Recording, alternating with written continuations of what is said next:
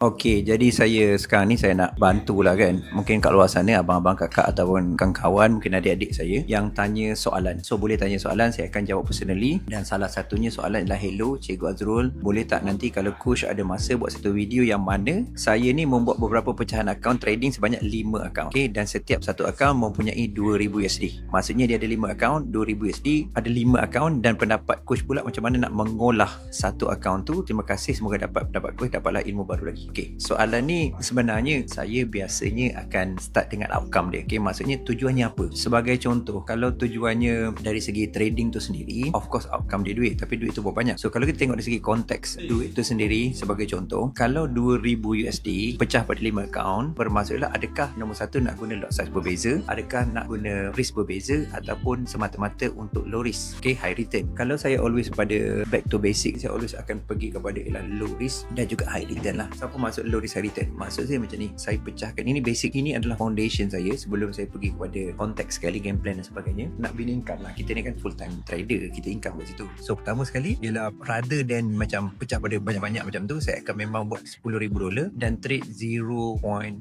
lot size dia. Maksudnya kalau dapat 5%, saya akan earn dalam $500. Kalau saya dapat 10%, saya akan earn dalam $1,000. Okay, sebab 10% pada sini. So jadi maksudnya sekarang ni ialah itu outcome utama dia. Dan kalau saya scaling pun, saya still guna sama, sebab scaling ni kan dia macam plug and play. Maksudnya saya guna $1,000 manager dan $10,000 sebagai scaling account. Itu konsep dia, sebab tujuan dia nak duit. So kalau pengolahan account, dia olah nombor satu ialah tanya risiko tu sendiri. Saya biasanya saya tak ambil high risk. Saya memang low risk, ataupun saya akan double ke sikit lot size tu untuk medium risk. Jadi soalan tu agak generic, tapi sebab tu saya tanya always begins in mind. Always start dengan ialah apakah yang kita nak. Jadi kalau kita nak dari segi konteks dalam tu, contohnya lah income kita berapa, output kita berapa. So kita clear lah income output kita berapa. So contohnya income kita nak $1,000, low risk kita let's say kita boleh trade 10% sebulan, maka kita akan berencana income daripada $10,000 tu $1,000. Itu contoh dia. Jadi pecahan akaun. Dan kenapa saya pecahkan akaun kepada pelbagai trading pula? Sebab nombor satu, saya always risk first. Risk first maksudnya satu, kita agihkan, kita allocate kan pada macam 5 broker ataupun 3 broker berbeza. Itu contoh allocation lah, allocation pertama. Yang kedua ialah sebagai contoh, kalau kita tengok dari segi konteks, let's say lah $5,000 $5,000 kan, kita boleh pecahkan juga untuk risk allocation berbeza. Sebagai contoh, $1,000 $5,000 $1,000 manager sama. Okay, kita scalekan kepada 2 account. Bermaksudlah satu account akan pergi kepada